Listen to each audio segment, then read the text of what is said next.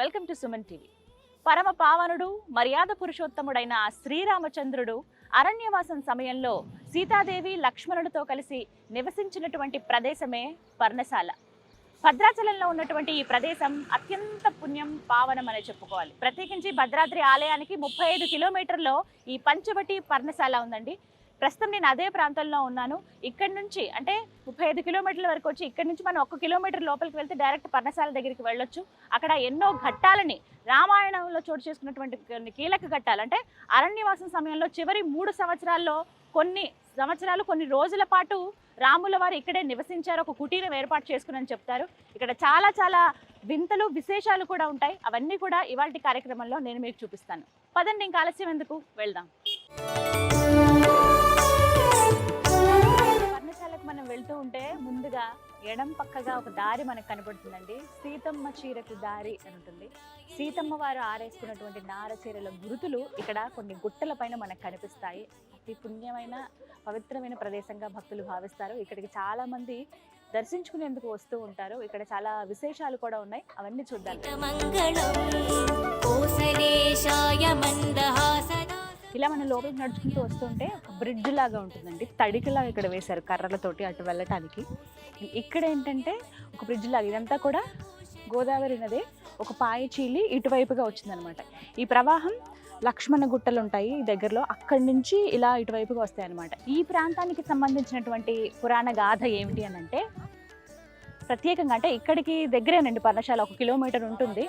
అక్కడ ఒక కుటీరం ఏర్పాటు చేసుకుని రాముల వారు, సీతమ్మ వారు, అలాగే లక్ష్మణుల వారు, వారికి ఒక కుటీరం ఇలా ఏర్పాటు చేసుకుని ఇక్కడే ఉండేవారు అనమాట. అయితే ఇందులో భాగంగా అక్కడే అంటే ఒక పవిత్ర గోదావరి నది అటువైపుగానే ఉంటుంది.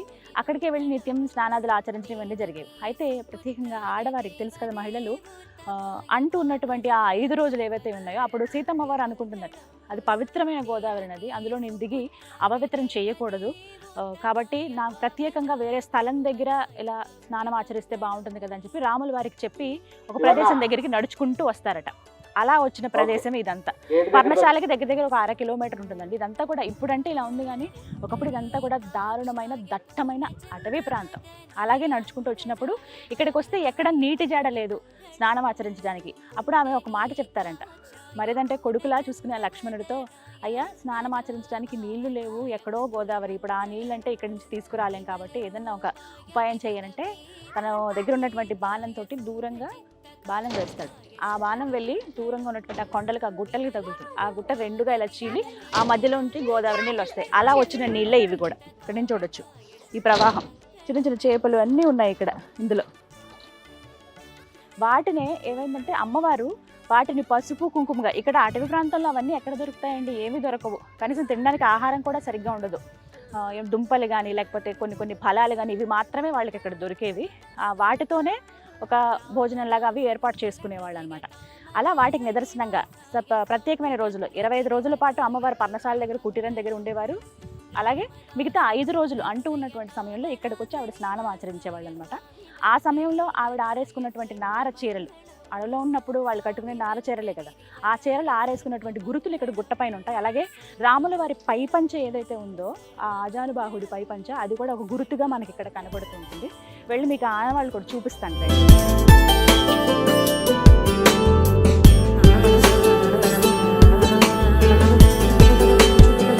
ఇదిగో ఇక్కడ చూస్తున్నారు కదా, ఇదే అమ్మవారు ఆరేసుకున్నటువంటి నార చీర. మొత్తంగా ఈ చీర అక్కడి నుంచి ఆ కొండ, ఆ గుట్ట చివరి వరకు చూస్తే అక్షరాల 20 గజాల చీర అండి. మామూలుగా ఇప్పుడు మహిళలు కట్టుకునే చీర ఏంటంటే 6 గజాలు మాత్రమే ఉంటుంది సాధారణంగా చీరలు అనేవి, కానీ అమ్మవారివి 20 గజాలంట. ఆవిడ కట్టు తీరే చాలా ప్రత్యేకంగా ఉంటుంది కదా, ఇలా కుర్చీలు వచ్చి ఇలా మధ్యలోంచి ఇలా వేసి, కొంగు కూడా చాలా పెద్దగా, అంటే అప్పటి కట్టు తీరు అలాగే ఉండేది, అలాగే కట్టుకునేవాళ్ళు కూడా. అందుకు 20 గజాల చీర ఉండేది అమ్మవారికి. దానికి గుర్తుగా ఇదనమాట. ఇక్కడి నుంచి ఆ చివరి వరకు చూడొచ్చు. ఇంకొకటి ఏంటంటే రంగురంగులు, ఆ అచ్చు ఎలా పడిందో చూడండి. మొత్తం ఇదంతా కూడా కలర్స్. ఒకవేళ కొండ అయితే కనుక అన్ని కొండలు అలాగే ఉండాలి, ఒకే రంగులో ఉండాలి. కానీ ఎక్కడైతే ఆవిడ ఆరేసుకున్నారో అక్కడ మాత్రమే కలర్స్ మారింది. చూసారా, 5 రంగులతో ఉంటుంది, పంచవర్ణం.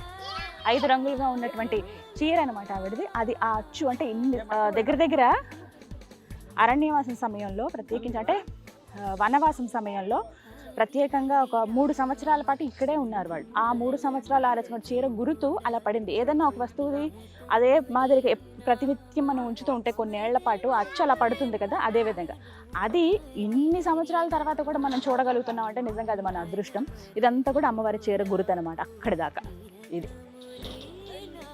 ఇక్కడ ఇంకొక విశేషం కూడా చూపిస్తాను రండి. ఇదేంటో తెలుసా? వాముగుంట. సీతమ్మ వారు రాముల వారు ఇక్కడ కూర్చున్నప్పుడు కాలక్షేపానికి ఇక్కడ ఈ వాముగుంటలో ఆడుకునేవాళ్ళంట. ఇక్కడ మొత్తం 10 గుంటల్లాగా ఉండేవి. కాలక్రమేణా అవన్నీ అలా మూసుకుపోయి ఒక 3 గుంటలు మాత్రమే మనకు దర్శనమిస్తున్నాయి. అమ్మవారు అయ్యవారు కాలక్షేపానికి సరదాగా ఆడుకునేవాళ్ళు. మామూలుగా చింతపిక్కల ఆటలు ఇలా ఉంటాయి కదా, ఇవి వాముగుంట అనమాట. వాళ్ళిద్దరూ కూర్చుని ఆడుకునేటువంటి స్థలం ఇది. ఇక్కడే దాదాపుగా ఎక్కువసేపు ఇక్కడే గడిపారు అని చెప్పడానికి ఇవన్నీ కూడా ఆనవాళ్ళు అనమాట. అందుకే ఇక్కడ కొంచెం పూజ చేయటం, పసుపు కుంకుమ వేయటం, భక్తులందరూ రావడం, దక్షిణ వేయటం, ఈ పూలమాలతో అలంకరించడం ఒక గుర్తుగా ఇక్కడ ఉంచారనమాట. ఇలా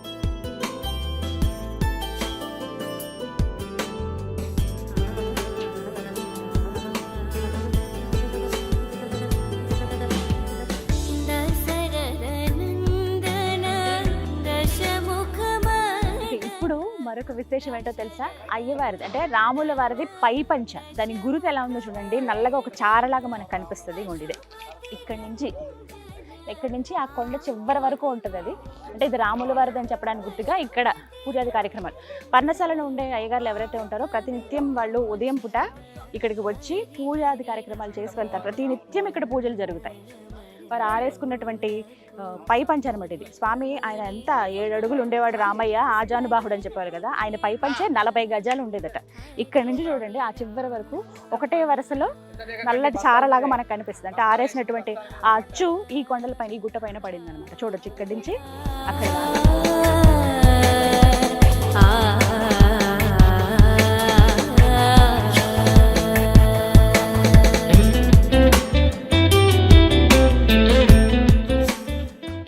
చక్కగా గైడ్స్ కూడా ఉంటారండి. ప్రత్యేకించి ఏంటి అంటే వచ్చే భక్తులందరికీ కూడా తెలియకపోవచ్చు, వాళ్ళు అంటే గుర్తుపట్టలేకపోవచ్చు. అందుకనే ఎక్కడ అమ్మవారి చీర ఉంది, అయ్యవారి పైపంచ కానీ, ఈ రాతి పళ్ళెం కానీ, వాముగుంటలు కానీ, వీటి గురించి ఎక్స్ప్లెయిన్ చేయడానికి గైడ్స్ కూడా ఉన్నారు. వారు ఇప్పుడు కొంతమంది టూరిస్టులకి ఎవరైతే భక్తులు వచ్చారో వాళ్ళకి చెప్తూ ఉన్నారు.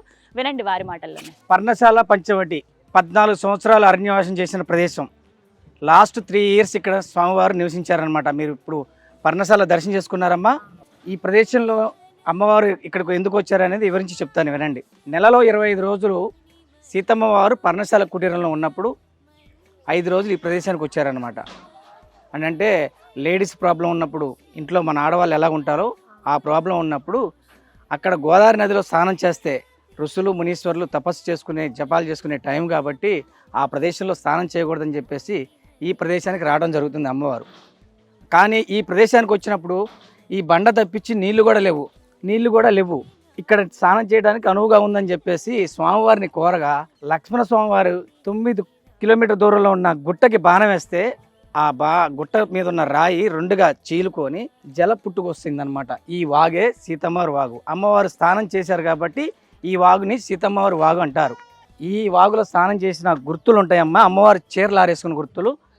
అక్కడ ఆ చివర 5 రంగులలో 25 గజాలుగా ఆరవేసిన అచ్చులు ఉంటాయి సీతమ్మవారి నార చీరలు. ఇకపోతే మీకు కనబడుతున్న ఇక్కడ పసుపు వేసిన రాళ్ళను చూసారా, అది వామన గుంటలు. అంటే సీతమ్మ వారు రాముల వారు ఈ 5 రోజులు కాలక్షేపంగా ఆడుకున్న వామన గుంటలు అంటారు. వాటిని వెళ్ళేటప్పుడు నమస్కారం చేసుకోండి. మీకు ఇప్పుడు కనబడుతుందా ఈ బ్లాక్ సారా, ఇది స్వామివారి ఉత్తీర్ణం అంటారు. అంటే నడుముకు కట్టుకొని మెల్లో వేసుకున్న కండువ, రాముల వారి కండువ. ఇదంతా కూడా ఆ శివరి నుంచి ఈ శివరి వరకు 40 అడుగుల దూరంలో ఉంటుంది. మీకు ఎదురుగా చూడండి అమ్మా, అక్కడ రాతి సింహాసనం కనబడుతుంది నామాలతో, పసుపు కుంకాలేసి 9 అడుగుల కుర్చీ.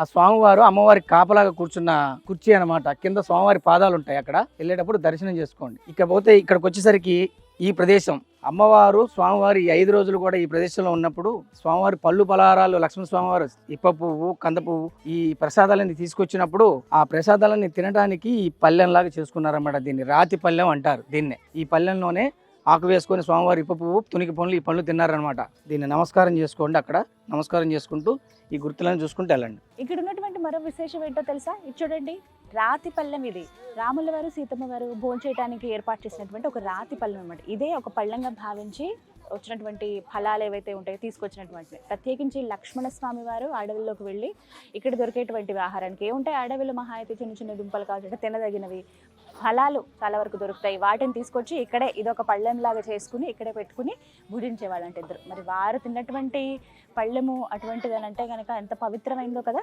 అందుకే అందరూ నమస్కారం చేసుకుని వెళ్తున్నారు. అది గుర్తుగా ఇక్కడ ఏంటంటే ప్రతిరోజు పూజలు అనేవి చేస్తారనమాట. ఒక మాలలాగా వేశారు, పసుపు కుంకుమ అవి జల్లారు. ఇక్కడ ఇంకొక విశేషం ఏంటంటే పసుపు కుంకుమ రాళ్ళని ఇక్కడ ఇస్తారండి, తెచ్చుకోండి, చాలా మంచిది. ఆ సీతమ్మ వారే తన 5వ తనం 10 కాలాల పాటు ఉండాలంటూ అనుకుని చక్కగా ఈ వీటితోనే రంగరించుకునేదంట ఆవిడ. అడవిలో పసుపు కానీ కుంకుమ కానీ ఎక్కడ దొరుకుతాయి, అవన్నీ ఇక్కడ దొరకవు కదా. అయితే ఏదైతే లక్ష్మణస్వామి ఆ గుట్టల వైపు బాణం వేస్తారో కొండ 2గా చీలుతుందని చెప్పాను కదా, ఒక కొండ పసుపుగాను ఇంకో కొండ కుంకుమగాను మారిపోయింది. అక్కడి నుంచి తీసుకొచ్చినటువంటి ఇక్కడ ఎవరైతే ఉన్నారో వాళ్ళకి తెలిసిన వాళ్ళు అక్కడ లక్ష్మణ గుట్టల దగ్గరికి వెళ్ళి ఇవి ఇలా తీసుకొస్తారనమాట, పసుపు కుంకుమ. ఒకసారి క్లోజ్లోకి రావచ్చు, మీకు చూపిస్తాను చూడండి. ఇది నిజంగా వింత ఆశ్చర్యమేనండి. ఇగో ఇది పసుపుగా ఉంటుంది ఈ రాయంతా, ఇది కుంకుమలాగా ఉంటుంది. వీటినే ఇట్లా అరగదీసి ఇది పసుపుగా ఇలా మొహానికి రాసుకునేవారంట సీతమ్మ వారు. ఇదేమో కుంకుమ, ఇది బొట్టులాగా పెట్టుకునేవాళ్ళు అంట. ఇది నిజంగా అసలు ఆశ్చర్యమే, ఎలా ఉంటుంది ఇట్లా అని. రెడ్ కలర్ పసుపు భలే ఉంది నిజంగా. అన్ని వింతలు విశేషాలే ఉన్నాయి. ఆ పరమ పావనుడు, ఆ మర్యాద పురుషోత్తముడు, ఆ మహాసాత్వి సీతమ్మతో కలిసి గడిపినటువంటి ప్రదేశం అంటే నిజంగా ఎంతటి పవిత్రమైనదో కదా. అలాంటి పవిత్రమైన ప్రదేశాన్ని చూడడానికి ప్రతినిత్యం ఎంతోమంది భక్తులు వస్తూనే ఉంటారు, వెళ్తూనే ఉంటారు. దర్శించుకోవడమే మహద్భాగ్యం. ఆవిడ ఆరేసుకున్న చీరలు కానీ, అయ్యవారి పైపంచ కానీ, వారు తిన్నటువంటి రాతి పళ్ళెం కానీ, ఇవన్నీ కూడా విశేషాలు. ఇంకా చాలా ఉన్నాయి, చూద్దాం రండి.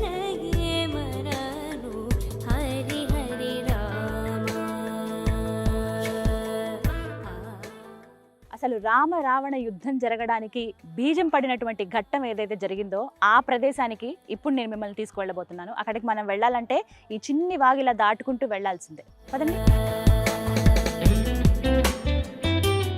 ఇక ఆ ప్రదేశానికి వచ్చేసాం. అందరికీ తెలిసిందే ఆ కీలకమైన ఘట్టం ఏది అనేది. లక్ష్మణుడు శూర్పణఖ చెవి ముక్కు కోసినటువంటి ప్రదేశం ఇదేనండి. ఇక్కడ కనపడుతున్న ఈ రాళ్ళు ఉన్నాయి చూసారా, ఇవన్నీ ఏంటంటే ఇటు రండి చెప్తాను. వచ్చిన భక్తులందరూ కూడా ఇందులో ఒక 3 రాళ్ళను తీసుకుంటారు. మనసులో ఒక్కసారి నమస్కరించుకొని, సీతమ్మ తల్లి రాముల వారు ఎన్ని కష్టాలు పడ్డారో అందరికీ తెలిసిందే. పడరాని కష్టాలు, మన శత్రువు కూడా ఇలాంటి పాపం కానీ లేకపోతే ఇలాంటి హాని జరగకూడదు అని మనం కోరుకుంటామా? అంతకు మించి జరిగాయనే చెప్పుకోవాలి. అంత మంచి మనుషులకి, అంటే మానవ రూపంలో వచ్చినటువంటి ఆ ఉత్తమ పురుషులకి, ఆ మహాసాత్వికి ఇలా జరగడం అనేది నిజంగా బాధాకరం. అంటే మనిషిలాగే అన్ని కష్టాలు పడ్డారు వాళ్ళు ఈ అవతారంలో, రామావతారంలో.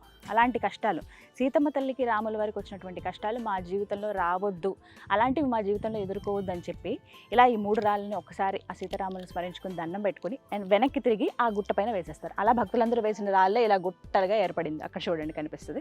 నేను కూడా ఒకసారి నమస్కరించుకొని అలాగే చేస్తాను. కానీ ఇక్కడికి వస్తే నిజంగానండి ఎంతటి పుణ్యం చేసుకున్నామో అనిపిస్తుంది. మనం అవన్నీ కేవలం రామాయణం గురించి, మహాభారతం గురించి ఇలా వినడమే తప్ప మనకు ఆ ఆనవాళ్ళు కానీ ఇవన్నీ వెళ్ళి మనం డైరెక్ట్గా స్పృశించి ఆ ప్రాంతంలో అడుగుపెట్టి చూడడం అనేది చాలా అరుదుగా అవకాశాలు వస్తూ ఉంటాయి. అలాంటిది మన తెలుగు రాష్ట్రాల్లో ఉన్నటువంటి భద్రాచలంలో ఈ విధంగా ఈ అవకాశం రావటం కానీ, తెలుగు నేలపైనే ఉంది మనమందరం వచ్చేటువంటి వీలు కల్పించడం కానీ నిజంగా గొప్ప విషయం. ఇది మనందరం అదృష్టంగా భావించాలన్నమాట.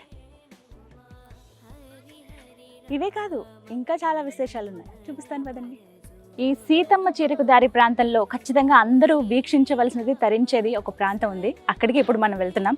ఈ తడికల ద్వారానే అక్కడికి చేరుకోవాల్సి ఉంటుంది. రండి వెళ్దాం. రామచంద్ర శ్రీరామ శ్రీరామ శ్రీరామ శ్రీరామ జయ రామ జయ జయ రామ. చిన్న చిన్న చేపలు మొత్తం అన్ని భలే ఉన్నాయి ఇక్కడ. చిన్న చిన్న ఫిషెస్ హాయిగా తిరుగుతున్నాయి అవి. ఇదే ప్రాంతంలో అమ్మవారు ప్రత్యేకంగా పూజలు అవి చేసుకునేవాళ్ళు. కొంతసేపు ఆవిడ సమయం గడిపి ఇక్కడ కూర్చునేవాళ్ళు అనమాట. ఆవిడ అక్కడ కూర్చున్నప్పుడు, ఆమె ప్రత్యేకంగా ఉన్నప్పుడు, స్నానం ఆమె ఆచరించేటప్పుడు, అటవీ ప్రాంతం కదా, అయ్యవారు అంటే వారి భర్త కాబట్టి ఆయన కాపలాగా కూర్చునేవారట. రాజు ఎక్కడున్న రాజేగా, అది రాజకోటలో ఉన్న, అంటే ఒక కోటలో ఉన్న రాజే, అడవిలో ఉన్న కూడా రాజే కదా. ఆయనకు ఒక రాతి సింహాసనం లాగా ఏర్పడింది. ఇదే ఆ రాతి సింహాసనం. ఇక్కడే అయ్యవారు కూర్చునేవాళ్ళు. ఆయన పాదాల గుర్తులు ఇక్కడ మనం చూడొచ్చండి. ఇవే స్వామివారి పాదాలు. రామచంద్ర జయ శ్రీరామ్. ఎంత పెద్ద పాదాలో స్వామి అయితే, 7 అడుగులు కదా ఆయన. ఆజానుబాహుడు. ఇంతింత ఉంది ఒక్కొక్క పాదం. రామచంద్ర ఇక్కడ ఒక సింహాసనం లాగా ఉంది, రాతి సింహాసనం, ఆయన కూర్చున్నటువంటిది అనమాట. భక్తులందరూ కూడా వచ్చి ఇక్కడ ఉదయం సాయంత్రం కూడా పర్ణశాలకు సంబంధించిన వ్యక్తులు ఎవరైతే ఉంటారో పూజారులు వాళ్ళు వచ్చి పూజలు చేస్తారు. భక్తులు ఎవరు వచ్చినా కూడా ఇక్కడ ఇలా పసుపు కుంకుమ వేసి దండం పెట్టుకుని వెళ్తారనమాట.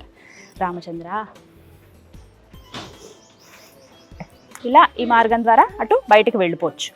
గో సీతమ్మ తల్లి కూర్చున్నటువంటి ప్రదేశం అనమాట ఇది. ఈ చిన్ని గుట్ట పైన అమ్మవారు కూర్చునేవాళ్ళు, అక్కడ రాతి సింహాసనం మీద రాముల వారు కూర్చునేవాళ్ళు అనమాట. సీతమ్మ ఎంత చక్కగా అంత సుకుమారంగా ఉంటుందో తెలుసా ఆవిడ.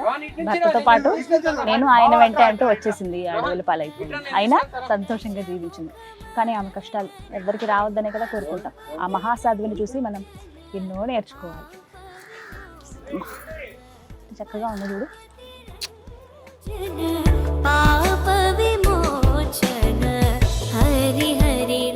ఇలా అవన్నీ మనం చూసుకుంటూ ఇలా బయటకు వచ్చేస్తే ఇక్కడ ప్రత్యేకంగా ఇప్ప పువ్వులను అమ్ముతారండి. ఇగో కొంచెం కొండలు గుట్టలు ఉన్న ప్లేస్ కదా, మనం జాగ్రత్తగా చూసుకుంటూ నడుచుకుంటూ వెళ్ళాలి. ఇగో వీళ్ళందరూ ఉసిరికాయలు, శనగలు, రేగి వడియాలు, పసుపు కుంకుమ అన్నీ. ఇప్ప పువ్వులు ఇక్కడ చాలా చాలా ఫేమస్ అట. ఇక్కడ ప్రత్యేకించి అమ్ముతారు. 365 days ఇక్కడ ఇవి దొరుకుతాయండి. మనకి వేరే ప్రాంతాల్లో మనం చూడం, కానీ పర్ణశాల దగ్గర ప్రత్యేకించి ఇక్కడ సీతమ్మ చెరువు దగ్గర ఎక్కువగా ఇవి అమ్ముతూ ఉంటారు. సీతమ్మ వారికి చాలా చాలా ఇష్టం అంటవి. లక్ష్మణ్ వారు ఎప్పుడన్నా ఇలా పలహారాలు అవి తీసుకొస్తా ఉన్నప్పుడు ఇప్పు పువ్వులు తీసుకురండి అని మరీ చెప్పేవాళ్ళంట ఆవిడ.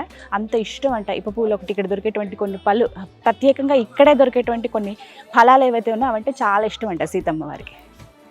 నేను ఎప్పుడు టేస్ట్ చూడలేదు, ఒకసారి చూద్దాం, కొనుక్కుందాం. ఎంతమ్మా ఇవి? 20 రూపాయలు.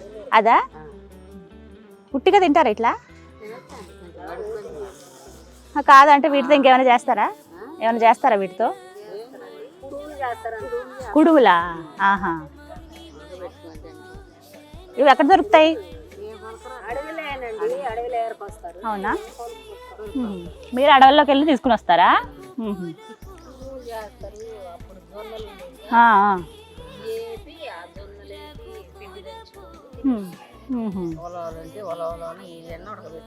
అంటే ఏంటిది, బలం వస్తుందా తింటే? తింటారా? ఇంకా అప్పట్లో ఇవే కదా ఆహారం. బాగున్నాయి చాలా. చూసారుగా మొత్తం మీద సీతమ్మ చీరకు దారి ప్రాంతంలో ఏవేవి మీరు చూడదగ్గ ప్రదేశాలు అవన్నీ ఈ వీడియోలో నేను మీకు చూపించాను.